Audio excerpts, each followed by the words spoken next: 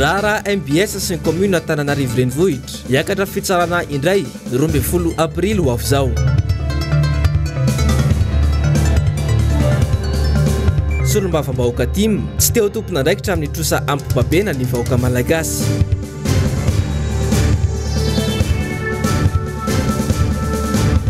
Vehivavy Tim mitsinjo ny fiarahamonina misy azy ireo. Tompolasy sy tompoko vavy manotritra ny araba ho antsika rehetra izay manaraka ny fahitalavitra ny MBS amin'ity arivariva ity arabaina manokana ihany koa ny vehivavy rehetra natraitra n'ity andro 7 martsa taona 2024 ity. Manasana ampanajana sy ampitiavana ary izay anaraka ny tsipriam-bavao hatramin'ny farany. 7 martsa dia andro iraisam-pirenena ho an'ny vehivavy izay nolanina teo anivon'ny firenena mikambana tamin'ny taona 1770 ny fankalazana izany.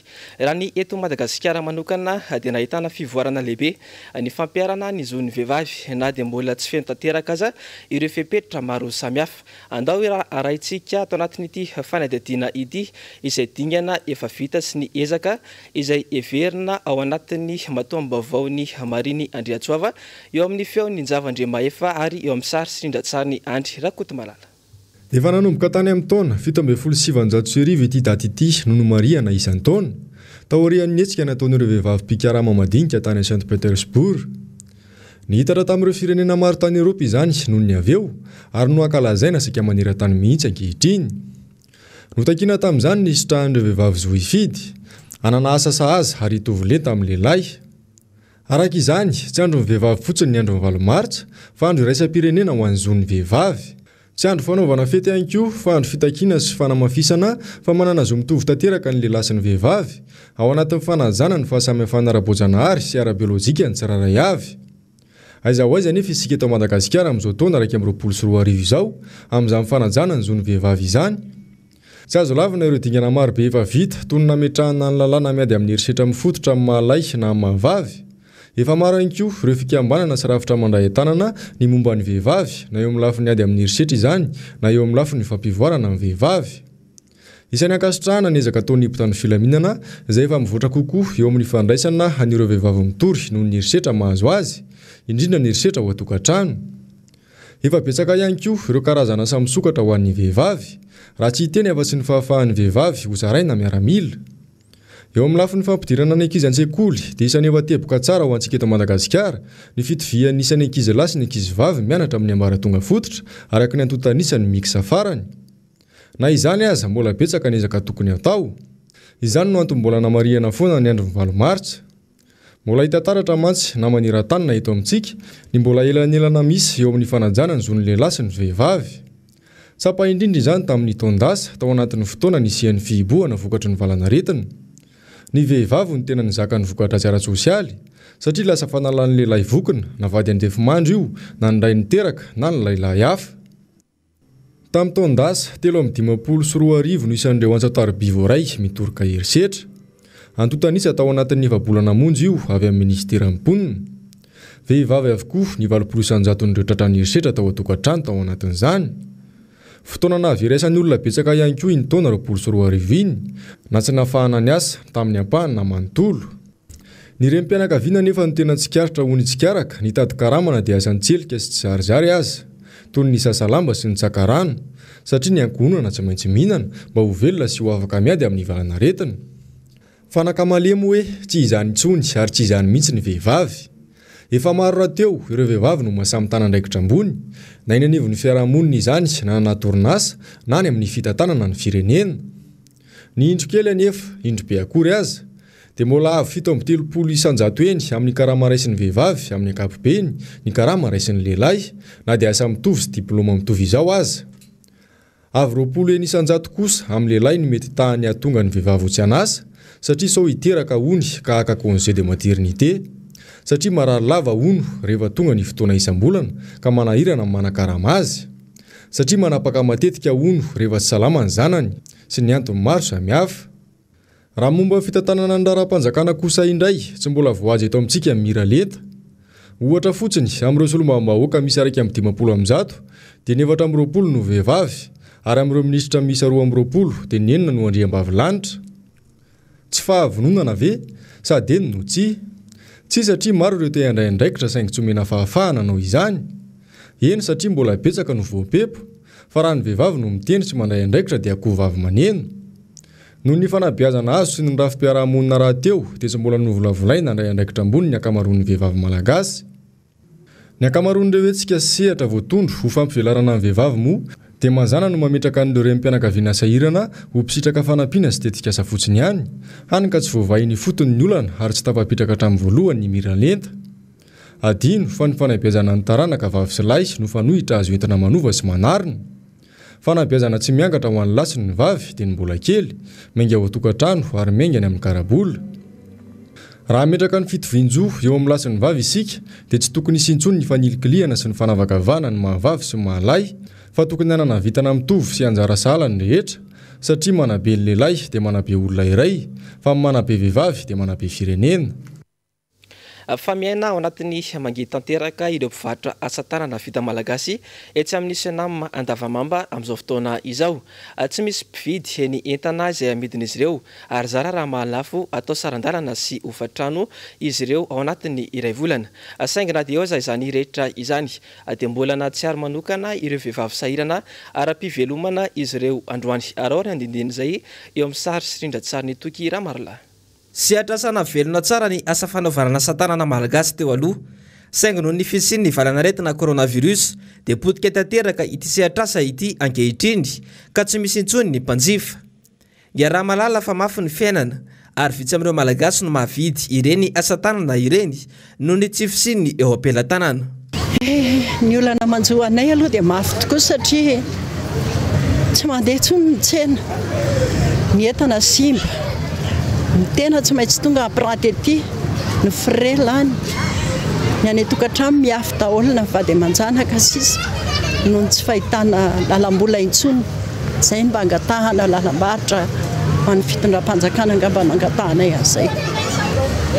Ny ametsinan'Andriamanitra aloha hoe tsy velona angamba sarotra, fa ny hoe izay tratry ny aretina sy ny sahirana ny ivelany any dia tena mafy tokoa, mafy. Tsy afaka mitsabo tena, tsy afaka manao inonina fa dia mikely tanana rehefa tapitra amidy sy indrindra ny fananotrosa hofatrano kely sy ny zavatra maro tsy maintsy atao aty mba anehoana fa mpanao asa tanana zavatra efa mahazatra dia tsy maintsy tonga ihany izay mampiranty. Na dia hoe izany efa izany fiasarana na lalina izany dia nanome vary sy akanjo ary kojakoja maro ho an'ireo sahirana ara-pivelomana fikambanan'ireo vehivavy mpanao asa tanana etsy Andavamamba androany. Eo amin'izay lafim-baovao izay hatrany dia efa mivoatra amin'ny fampiarana ny lalàna eto Madagasikara mikasika ny zon'ny vehivavy eny anivon'ny sehatry ny asa. Tsy dia ahitana fitarainana intsony voarainy mpisafotra raha araorany fanadihadiana etin'ny Jessica Meray sy Manora Andriamalala. Ny fahavalo ny volana Marsa dia andro maneran-tany adina ny zon'ny vehivavy fa indrindra ampiainany tsy fitoviana mita amin'ny lehilahy. Raha tsy ahivina kely ny tantara dia teraka noho ny fitakian'ny vehivavy tany Eoropa sy Amerika ny andro maneran-tany ho an'ny zon'ny vehivavy. Ny 20 Febroary 1950 no nanamariana ny andro iraisam-pirenena ho an'ny vehivavy voalohany tany Etazonia tamin'izany. Taty amin'ny taona 1770 kosa vao nambara ny firenena mikambana tamin'ny fomba ofisialy ny fanamariana ka nanasan'ny firenendrehetra ankalaza. Raha hoantsika eto Madagasikara manokana efa ahitana fivoarany ny fampiaran-dalàna eny anivon'ny sehatry ny asa raha ny antontanisa voarain'ny mpisafotra raha sy ny mpanara-maso ny asa eto Madagasikara. Fahitako azy manokana aloha ny situation vehivavy amin'ny tontolon'ny asa eto Madagasikara dia efa misy ny fivoarana satria na amin'ny lafiny hoe sehatra ara-panjakana na eny amin'ny sehatra tsy miankina dia efa hita hoe maro ireo vehivavy izay miditra amin'ny sehatry ny asa moa izany. Eny mety misy ny hoe fandraisana ndraikitra eo amin'ireny toerana fandraisana ndraikitra ambony ireny mety mbola vitsy fa efa manomboka izany misokatra ny hoan'ny vehivavy na ny lafiny lalàna na ny hoe tena fidirana amin'ny sehatry ny asa izany eto Madagasikara. Loha hevitra amin'ity taona ity ny hoe vehivavy mizaka tena sy miarin-doha anaty tontolo iainana mirindra ho an'ny fampandrosoana lovain-jafy. Fanampiantso-mpanao gazety ihany koa androany ny piasan'ny PMU Madagasikara mahalona ny olana mianjady amin'izy ireo. Eritaona izay lasa tsy mbola voavahan'ny olan'ireo piasa anarivony manerana Madagasikara. Ny andindinin'izay ry eo amin'ny sary sindran-tsarin'ny Toky Ramarla. Eritaona izay no niaina tao anatin'ny mafy sy ny mangidy ireto piasan'ny PMU Madagasikara ireto. Ny 10 febroary 2024 no nivoaka ny didy avy amin'ny ministera maromaro manafoana sy manakatona ity orinasa ity. Ireto piasa ireto anefa dia tsy nisitraka intsony zony taorin'izay. Noho izany dia voatery izay nanangana ny association ivondronanay piasan'ny PMU Madagasikara rehetra manerana ny nosy nataony hoe AEVPM, Association des employés victimes de PMU Madagasikara. Izahay izao zany manomboka eto dia tsy hitsahatra ny antsoantso mandra-pahazonay io droanay io satria ireo actionnaire izay nampiasanay teto nandritra ny 13 taona dia mini manampitsofina mini nataony hoe mandositra angamba tsy tia lalanay satria orinasanao mipetraka teto Madagasikara 13 taona niasanay dia enao rehefa aveo tsy hita kanefa nisy olo-tena izay napetraka reo amin'ny fomba ara-dalàna dia Ramatoa Gérante. Io Ramatoa io indray dia nialangalana nialan-draikitra satria tokony mba ho voalohanao ara-dalàna karakarainao reto piasanao reto vao niala ianao. Izany zavatra zany tena tsy ekenay itenenanay hoe herisetra tompoko izao taonay aminay izao dia mangataka ny fitondram-panjakana rehetra araky ny teny namanay teo hoe jereo izahay fa eto amin'ity firenena malagasy ombona nyity mbola misy anay mariana fa ny vehivavy tany ivelany tany tadavana vahaolana ka nahoana moa ny eto atoerana ny tsy ahitana vahaolana tompoko dia misaotra indrindra. Araky ny fanazavana trany dia efa nisy ihany ny fifampiresahana teo amin'ny tompona andraikitra ambony ao amin'ity orinasa ity sy ny ministeran'ny asa saingy tsy notanterahana izany fanekena ny fanaovandreo tota izany hatramin'ny androany. Efa niezaka izahay nanaraka ny ambaratongan-drafitra rehetra dia efa nisy ny fionana izay nataony teo anivon'ny fonction publique tamin'ny madame la gérante sy izahay solon-tena mipiasa dia efa nanaiky madame fa nisy fifanarahana izay natao ary ny soniaviny dia efa nanaiky izy handoa ny karama sy ny ampahan'ny droanay. Hatramin'izao nefa mbola tsy voaloha izany karamanay sy ny droanay izany dia mbola nisy ihany koa ny fionana manaraka natrehan'ny madame la gérante ary ny farany tamin'ny 5 mars teo tsy tonga moa izy satria izy mbola milaza fa tsy tompona andraikitra intsony satria efa nametra-pialana. Hatramin'izao nefa mbola tsy misy fanatanterahana an'ilay fifanarahana izay efa nosoniavina tamin'ny 19 mars 2020. Hatramin'izao mbola tsy tanteraka izay fifanarahana izay dia izay mahatonga anay manao antsoavo eto any madame la gérante aloha voalohany indrindra tanterao fifanarahana izay nataontsika nosoniavinao dia tanterao izay. Miantso ireo tompona andraikitra rehetra eo anivon'ity orinasa ity sy ny fitondram-panjakana araka izany ireto piasa ireto mba hijery akaiky izao olana mianjady amin'izy ireo. Fa ny 50 isanjaton'ireo vehivavy miditra hôpitaly dia tratrany homamiadana avokoa. Ny 20 isanjato amin'ny salanisa io dia fantatra fa homamiadan'ny nono avokoa ary manaraka azy ny homamiadan'ny voziny tranjaza izany. Soroana tsara nefa ity aretina ity araka ny nambaran'ny mpitsabo manampahaizana amin'izany. Nisy tamin'ny vehivavy mpanao gazety moa ny voan'ity arety mandoza ity saingy efa sirana tanteraka amin'izao fotoana izao. Mba soroana ity aretina ity fa indrindra ihany koa entina anamariana ny andro iraisam-pirenena ho an'ny vehivavy androany dia nampahafantarina ireo vehivavy mpanao gazety na ny AFJM izany ny fomba isoroana izany aretina izany sy ny fomba ahafantarana ny fisehony. Ary ny fanetedina eo amin'ny entiny miala arinombana eo amin'ny sary sirindra-tsary ny Mateo Prince. Ny fitsabonan'ny homamiadan-nono zany dia efa tena misy tanteraka eto Madagasikara misy ny rehetrarehetra manomboka any amin'ny fisoroana mammografie rehefa manambola ianao dia manao mammografie prise en charge ianao amin'ny fanjakana dia manao mammografie ary io le hoe radio an-tratra fisoroana ny azo atao koa ny fisoroana na tsy manambola ary dia efa eo le hoe mitsapatsapanono na ny vehivavy ny tompon'le nono mihitsy zany aloha autopalpation mitsapanono eo koa ny vadiny mitsapanono de efa mahatsapa'le izy koa de iny zany anisany dépistage rehefa dépistage zay tena azontsika atao efa tonga de mitady an'le homamiadana vitsy koa ny samy teny zany ohatrana hoe zavo fa eo amin'ny resaka stress nahitako ny anahy de mihinan-kinapona aleo de tsorina hoe mandeha ary de mihinana mandeha ary de mihinana tsy tratra le voankazo 5 isan'andro le maro loko ny sakafo de le korotokorotoka mikorotana amin'ny fiainana miazakazaka amin'ny fanaovan-gazety zay ny fahitako an'le izy. Ny vaovao malaza maneran-tany kosa indray sady niakatra fampanoavana androany any Minneapolis ilay polisy namonina faty ilay teratany Amerikana George Floyd noho ny fanavakavahana volokoditra ny 20 Mey lasa teo izany. Fitsarana manatantara izy ity satria dia maro ireo firenena niaraka niray feo tamin'ny Amerikana mikasika ny ady amin'ny fanavakavahana volokoditra izany. Arora fanadadiana entin'ny Germaine Menjanary eo amin'ny sary sindran-tsariny Andry Rakotomalala. Mitodika ny États-Unis izao tontolo izao, miandry izay didim-pitsarana ho avoaka ny tribonaly any Minneapolis mahakasika ny raharaha George Floyd. Manolona ny tombontsom-bahoaka Goavambe dia alefa mivantana manerana any États-Unis ity fitsarana ity. Aoriny 3 andro voalohany natokana amin'ny fisafidianana ireo mpikambana eo anivon'ny jury dia amin'ny 7 ny volana martsa izao no iditra antsehatra izy ireo. Ny fampanoavana izay hiten'ny voalohany dia hiezaka aneo fa nikasa iteraka fidina i Derek Chauvin ary tsy resaka tsy firaraim-pony zany. Mba anaovana izany dia iankina amin'ny oronan-tsary toy ny tantara antsehatra izay mampiseho izany fa notazon'ny ilay polisy ny tsindry atoka amin'ny vozony George Floyd na dia efa tsy nahatsiaro tena sy tsy nena intsony aza izy ary tsy nitebo intsony ny fony.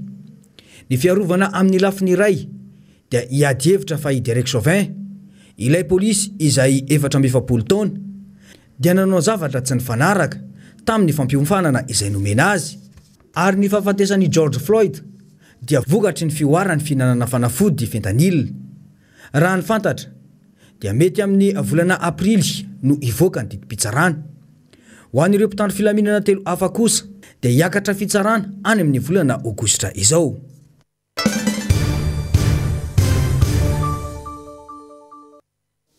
Vaovao ny politika kosa indray dia androany dia niakatra fitsarana indray ny raharaha mampifanolana ny orinasa MPS sy ny commune Antananarivo renivohitra. Naemtry ny fitsarana indray nefa ity fotoam-pitsarana ity araka nambarany mpisolovava ny orinasa MPS. Arora ny fanadadiana eo amin'ny sary sirindran-tsariny Toky Ramarla. Ny 10 Aogositra 2024 naray taratasy fampahafantarana avy amin'ny commune Antananarivo renivohitra ny orinasa tserasera MPS fa foanan'izy ireo ny fifanarahana fanofanatany nataon'ny CUS ity orinasa ity. Tsy voa izao anefa no niakatra fitsarana andrara ka androany dia niakatra fitsarana indray. Naemtry ny fitsarana amin'ny fotoana manaraka indray ny fanadadiana momba ity raharaha ity hoy ny mpisolovava. Mariako aloha fa misy ihany koa ny satria efa nisy tao alohan'izay ny fandefasany rahantsika malala zany fandefasany commune urbaine Antananarivo tamin'ny alalan'ny maire zany an'ilay hoe fanafoanana itany tatsika hoe fangatahana fanafoanana nataony izy tenany zany io izay naplaza ny MBS ny société MBS hoe miala amin'ilay toerana ianareo foanana ilay fifanarahana dia miala amin'ilay toerana ianareo dia izay zavatra zay moa zay le tenentsika hoe résiliation unilatérale zany hoe ny bailleur zany dans commune urbaine Antananarivo dia tamin'ny alalamère dia nangataka an'izay zavatra zay nandefa tany amin'ny MBS hoe foana ilay fifanarahana notoerin'ny société MBS zay ary nanao procédure an'izany ny société MBS amin'izao fotoana izao zany zareo dia mangataka fanafoanana aty amin'ny fitsarana zany ilay résolution na résiliation judiciaire n'ilay fifanarahana zay nangatahana aty amin'ny fitsarana manaiky zany ny commune urbaine Antananarivo fa tsy nety tamin'ny alalamère tsy nety ilay zavatra nataony ilay résiliation unilatérale dia zay mahatonga azy manao recours aty amin'ny fitsarana amin'izao fotoana izao mangataka n'ilay fanafoanana an'ilay izy aty amin'ny fitsarana dia miemitra amin'ny 12 avril zao zany izay audience zay. Nahitsy n'ity mpisolovava ity ihany koa ny filazana sy ny vaovao diso inina hely fa tsy mandoa hofatany sy manararoatra ny orinasa MPS amin'ny tirara ity. Zavatra tianao marina ao anatin'izay aloha raha ohatra ka nanao ny fifanarahana bay amfiteotika io ny commune urbaine Antananarivo sy ny société MPS dia tsy tamin'ny alalan'ny maire irery no nanao signature an'izany contrat de bay amfiteotika zany fa ny eloavana zany an'ilay autorisation nomeny conseil municipal zay zany atao hoe délibération du conseil municipal nisy izay délibération izay dikan'izay zany dia tsy manana fanapa-kevitra samy irery ny maire mahakasika an'izay zavatra zay zany tsara mariana zay ary raha jerentsika tsara lay fifanarahana dia tsy hitako hoe aiza ho aiza tao anatin'ilay fifanarahana zany no ilazana fa misy lay fanararotana n'lay fahefana satria raha miverantsika tamin'izany taona 2000 zany ny valeur ny volany zavatra misy ny tokotoko no vidin'ny tany raha 4000 francs par mètre carré ny hofatany ataontsika hoe ampitomboana satria 2500 dimanjato mètre carré aloha isa-taona dia manome ohatriny zay zavatra zay dia zay no fois 50 taona 50 ans dia raha ataontsika zany calcul tsotsotra dia any amin'ny 500 millions FMG any zay ny hofatany fotsiny fa mbola miampy ao anatin'ilay fifanarahana hoe ny projet d'investissement ny zavatra naorina teo ambonin'ilay toerana dia mijanona ho an'ny tompony tany rehefa tapitra izay 50 taona izay évaluer indray zany tokony ho valeur teo ambonin'ilay tany dia raha ataontsika hoe hitatsika ny zavatra misy eo amin'izao fotoana izao fa any amina milliard izay valeur mipetraka eo ambonin'io tany io zay mijanona ho an'ny commune urbaine Antananarivo rehefa tapitra izay fifanarahana zay dia aiza ho aizan'izay zany ilay ataontsika hoe fanararotana ao anatin'ilay izy. Andrasana araka izany toy ny tirara ity amin'ny 12 aprily ho avy zao. Fa anjakan'ireo firenena arabo ny sihatry ny fampidiram-bola atao anatin'ny lalàna amin'ny feny teti-bolam-panjakana lasitra amin'ny ity taona 2024 ity. Io ny solombavam-bahoaka Ramboasalama Emilien izany. Namafisy ny hatrany fa ny solombavam-bahoaka Tim dia tsy nandray anjara tamin'ny fandaniana ireo trosa izay obabe ny vahoaka malagasy ataona ny maro ireo. Anjava-Andriamahefa Tahirinena Ranarnirina. Nandritra ny fivoriana ara-potoana faharoa nandanina ny lalana amin'ny feny teti-bolam-panjakana lasitra taona 2024 dia nanjakan'ny firenena arabo ny teo amin'ny lafiny fampindramam-bola ao anatin'ireo fifanarahana samihafa. Ohatra ny volavolan-dalàna aotra 10 bara 2024 tamin'ny 4 jona 2024 makasika amin'ny famatsiam-bola avy amin'ny Fonds saoudien de développement izay mitetana $20 hanamboarana ny RN9 sy ny tetezana ao amin'ny renirano mangoky.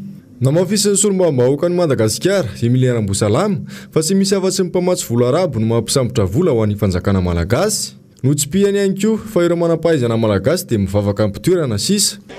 Dely banky arabo mafampatsono ny tahirim-bola saodiana mafampatsono ny tahirim-bola koesiana mafampatsono zany ary ny farany devitra mananreto mpanondrana petrôly arabo koa zany dia zao eno tsara ny vola omenle koesianina fotsiny zay ho resako aminareo eto tao saodianina dia 75 milliards 233 millions 400 000 ariary samboriny io zany hoe io dia aloha ao anatin'ny 30 taona zany hoe zanatsika zao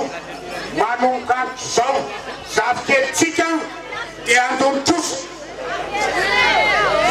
saodianina fotsiny io fa le banky arabo mbola tsy teneniny ny koesianina mbola tsy teneniny ny mpanondrana petro nambaran'ity député ity hatrany fa antonany maro dia hibabitrosa ny vahoaka malagasy.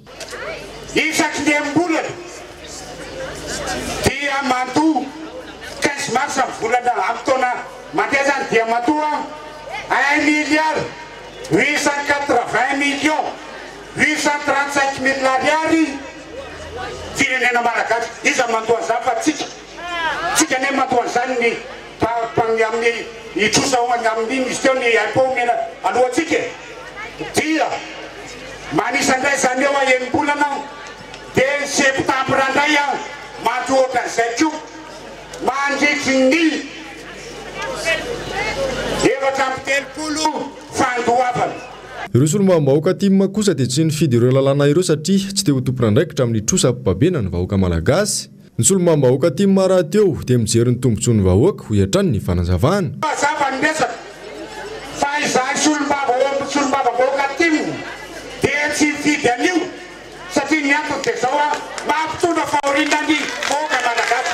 Dikany dia tsy tompon'andraikitra amin'ny trosa omena babena ny vahoaka malagasy zahay fa amasolombavambahoaka timma zay tsy mijery afatsy ny tombotsoam-bahoaka dia aleonay miala tsy manaiky an'izany zavatra zany. Nahazo aza ny trosa babena ireo mpiray firenena mba aiza ary ny tena fampiasana marina izany sy ny fisehan'ny tamberina-ndraikitra marina.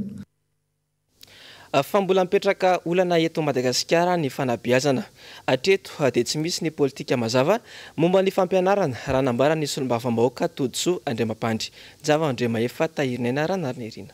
Mbola ambany ny tahany ankizy miditra an-tsekoly izay manodidina ny 570 hatramin'ny krizy politika 7 sy 4 arivo raha nitatitra nataon'ny fikambanana Aide et Action ny taona 17 sy 4 arivo ary atahorana ny kalitaon'ny fanabeazana. Ny taona 20 sy 4 arivo vao maika tandindin-doza ny fampianarana. Raha nitatitra nataon'ny UNICEF dia 720 isanjaton'ireo ankizy tokony hianatra amin'ny ambaratonga fototra sy ny 770 isanjaton'ireo tokony hiditra kolejy dia tsy niverina nianatra intsony. Aina mbola iakatra ita io raha nitatitra trany. Tsy misy tsy malala angamba fa raha nisy ny sehatra tena ny fampianarana. Tany amin'ny Repoblika voalohany, anisan'ireo mpiasam-panjakana tena niaidana amin'ny mpampianatra, nanomboka any amin'ireo mpampianatra ny amin'ny EPP ka hatrany amin'ny anjerimanontolo. Amin'izao vanim-potoana izao anefa mifanohitra tanteraka amin'izany ny zava-misy satria anisan'ireo tena kely karama amin'ny mpampianatra amin'ny sekolim-panjakana. Mazava ho azy fa rehefa kely ny karama raisina dia tsy ampy ny finiavana avy amin'ireo mpampianatra sy mpanabe. Toe-javatra izay miantraikany amin'ny fampianaran'ny zaza malagasy. Entitra ny ilazany solombavambahoaka ny Madagasikara Toditsoa Andriamampandry nandritra ny tatitra nataon'izy ireo ny asa-botsy lasa teo fa ny fampandrosoana dia miankina amin'ny politika amin'ny fampianarana. Io tsy fanomezana asy ny fampianarana io no tena anisan'ny fototry ny olana amin'ity sehatra ity. Dia mitabataba misy zao ny école privé satria nahoana dia terena 2% ny knapsa ny mpampianatra privé rehetra karaha mefa kely koakanao an'izany izy mamietrereta hoa ny faharoa manarak'izay dia zao mandoa impôt hier mandoetra na 10% ny sekoly privé aiza nahitana izany dia rehefa avy eo izy ray aman-dreny mpianatra no sain l'école privé mandohan'izy ray aman-dreny azasahirana dia ho aiza ny zanam-bahoaka ny zanak'ry zareo alefa ny any ivelany daholo dia zanak'sika eto mahonena eo amin'ny sekoly mpanjakana tena mitabataba daholo zao ny vacation ny CPE ny BPC ny bac avoina efa taona zay mitsaly ny mpampianatra amin'ny vacation ny subvention. Nambarany hatrany fa milaza mampiatra ny politika 0 ariary ny fanjakana kanefa ny mifanohitra amin'izany ny zava-misy. Miariary ho izy ny tsy fahaiza mitantana. Ny BPC zao manao politika 0 ariary dia hoe tsy mandoa vola izy ireo ray aman-dreny mpianatra fa sao indray zao dia takimisy ny chef de centre ny établissement rehetra indray hoe mandoa vola ray aman-dreny amin'ny CPE sy ny BPC taiza nisy an'izany lavitra taiza nisy an'izany sola dia mandoa dia zao mampomeny lisa matsikaiko ny mampalahelo ao anatin'ny nasisiko anankiray misy établissement maromaro centre maromaro dia zao samy hafa ny vola alohan'le ray aman-dreny le établissement sy ny ray aman-dreny atsy mandoa 10 000 ariary atsy 6 000 ariary atsy 15 000 ariary isaky ny mpianatra io aiza rehetra zany fitatana an'izany dia mahonena izy ka zay ny ataoko hoe tsy hainareo ve le izy sa ahoana rehefa tsy hainareo dia miaonay andofanay azy Tsara manamarika fa ny député Toditsoa Andriamampandry dia efa doyen'ny faculté ny sosiolojia mialoha amin'ny mahasolombavambahoaka azy ka mahafantatra tsara ny tontolon'ny fampianarana. fa tsikaritra tanteraka vaovao manomboka mamindra izany amin'ny atao hoe demokrasia i Madagasikara amin'izao fotoana izao. Zava-dehibe ho an'ny firenena iray nefa ny fananana mpanohitra matanjaka. Germain Menjanary, Mathieu Prince. Voaporofo ny mpanohitra nandritra ny tatitra izay nataony solombavambahoaka ny sabotsy teo, fa mampiseho ny atao hoe opposition intelligente izy ireo. Ny lamina ny hezitsika, fa tsy araka ny filazana sy ny vaovaona hely momba ny tatitra saika ao ataony izy ireo. Samy manana ny asany, na ny mpanohitra, na ny mpitondra, ary samy tokony anatanteraka izany amin'ny vahoaka. Raisitsika ny nanjanakatsika Frantsa.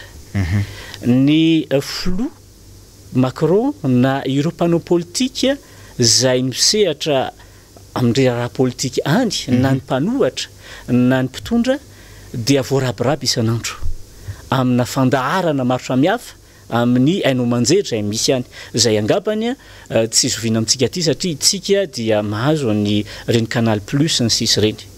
Za manokana zany eto dia miteny amintsika rehetra hoe ao anatin'ny fifanajana no anaovana politika ary tokony fampiaino, fa tsy tokony isa zany ny atao hoe satria za io amin'ny fitondrana dia izay ny matanjaka, na satria anareo amin'ny mpanohatra dia hoenjehanareo zay. Tsy tokony ho zay le izy, fa zavatra anankiroa mifamenondreo ary ny atokotiko Madagasikara dia manatanteraka tsaka sy andavany ny asa zay nomeny lalam-panorenana azy dia ny asa fanoherana.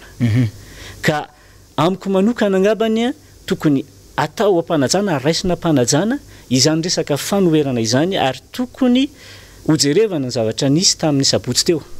Hoe rehefa maneho hevitra ny mpanohatra zany hoe nanao tatitra ny solombam-bahoaka dia nanao tatitra ampanajana tao anatin'ny filaminana tanteraka.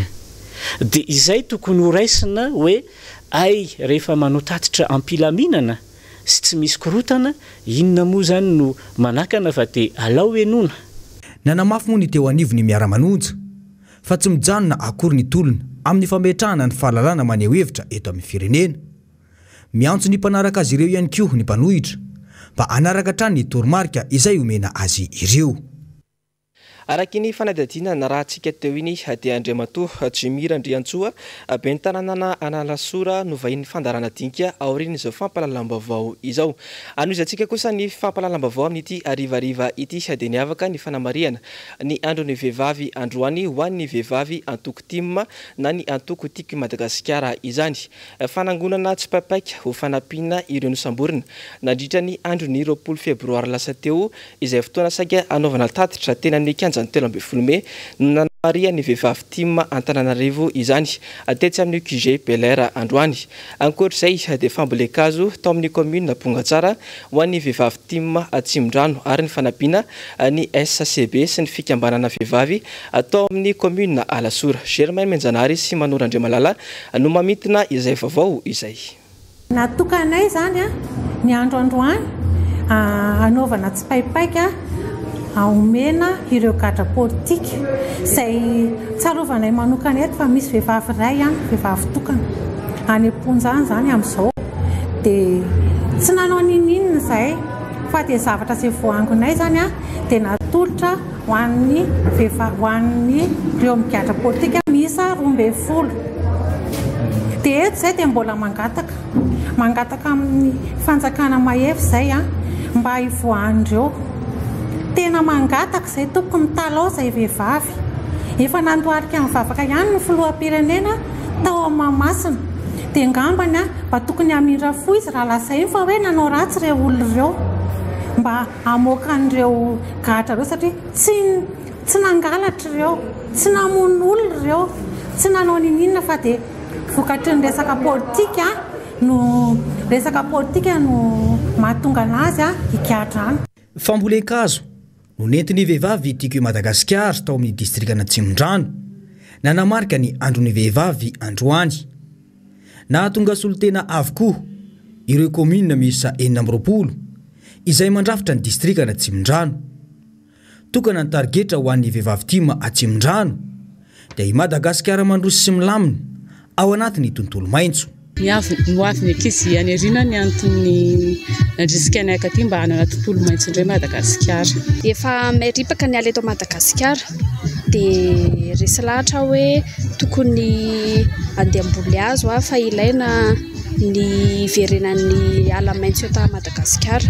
Te andray anjara amin'ny fireneko amin'ilay tontolo iainana efa simba. Isy ny fanaraha-maso anireo zanakazo izay novo.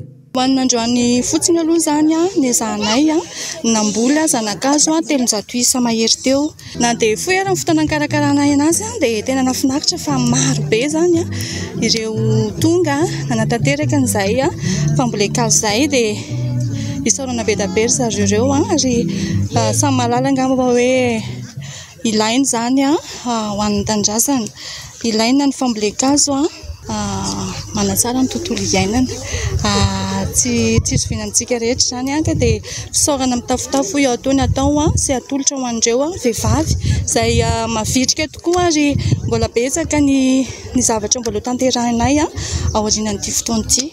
Zava-dehibe ny fijoroan'ny vehivavy andraindraikitra amin'ny firenena.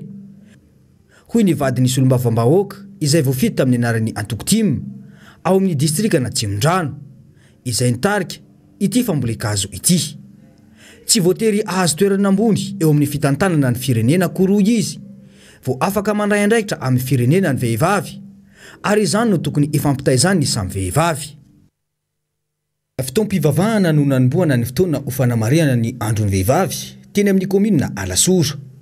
Niatrika ny fotoana ny vadiny solombavam-bahoaka izay voafita ao amin'ny distrika ny Avaradrano ary ny vadiny ben'ny tanàna izay ireny mpiahy ity komina ity. Tokony rehareh isika rehetra fa vehivavy ary asa masina sy andraikitra goavam-be no iantsoroantsika ao atokantrano sy ny anivon'ny fiarahamonina.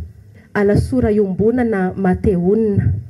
Meteza isika vehivavy eto Alasora ho modely ka ho tokantrano iombonan'ny ankohonana sy Mateonina ary fiarahamonina iombonana sy Mateonina no andeha ataontsika ho tanjona. Andao atao ampiroborobo ny fiarahamonina sy ny komuna misy antsika ary ny firenena malagasy ary mila mifanampy sy manome tanana hatrany isika raha te handroso. Manana andraikitra lehibe eto amin'ny firenena ny vehivavy hoy ny nambarany ary matehidera sy tsara alaintahaka ny fidoron'ireo vehivavy izay mifamseho amin'ny andraikitra maro samihafa eto amin'ny firenena. Mitodika manokana ihany koa ny mpitondra fanjakana. Maro aminay vehivavy no manam-pahaizana sy afaka mitazona andraikitra ambony eto amin'ny firenena. Koa omeo sehatra misy kokoa ny vehivavy andray anjara amin'ny fampandrosoana ny firenena. Mahafinaritra ery ny mahita vehivavy solombavam-bahoaka ben'ny tanàna tale jeneraly sy tale isatsokajiny any amin'ny ambaratonga-pahefana maro isan-karazany. Maro ihany koa ny vehivavy mpikaroka mpandraharaha mpampianatra amin'ny ambaratonga ambony. Miderantsika vehivavy ny tenako ary sahi isika mijoro fa mahavita azy. Lamba firakotra, lay misy odimoka ary fitaovana fanaovana vilany-tany sy ny maro hafa no natolotry ny vehivavy ao amin'ny komina Alasora ho an'ireo fikambanam-behivavy isan-tokony. Izao etsika izao ny totosa dia noho ny voninahitry'Andriamanitra ary noho ny fanomezan-tanana nataon'ireo mpiara-mombonantoka maro isan-karazany. Ho tononoko manokana ny MPEC izay fantatritsika tsara fa resaka produit d'hygiène nanolotra izy ireo PAC ho an'ny vehivavy miisa 50 ho ana fikambanana maro isan-karazany eto Alasora. Eo ihany koa ny orinasa Odessa Design, ny pharmacie Antra, ny Planète M ary tononona manokana ihany koa ny commune rurale Alasora izay nanolotra toro fanaovana vilany-tany miisa 720 ho an'ny fikambanam-behivavy mpanao vilany-tany eto Alasora. Na andron'ny vehivavy aza nono Mariana androany dia tonga nanotrona ireo vehivavy nandritra ity lanonana ity ny ben'ny tanàna ao amin'ny komina Alasora sy ny lefiny. Dia iny fanadininy akoa ry toko lasy sy toko vadivy no entiko manakatona ny fampalalam-bavao amin'ity androany ity hisoraka ianao nanaraka izany hatrany farany hisorana koa ny teknisiana sy ny mpanao gazety niara-ny salana nanatotosa izao fampalalam-bavao izao. Samy io samy tsara ry toko lasy sy toko vavy.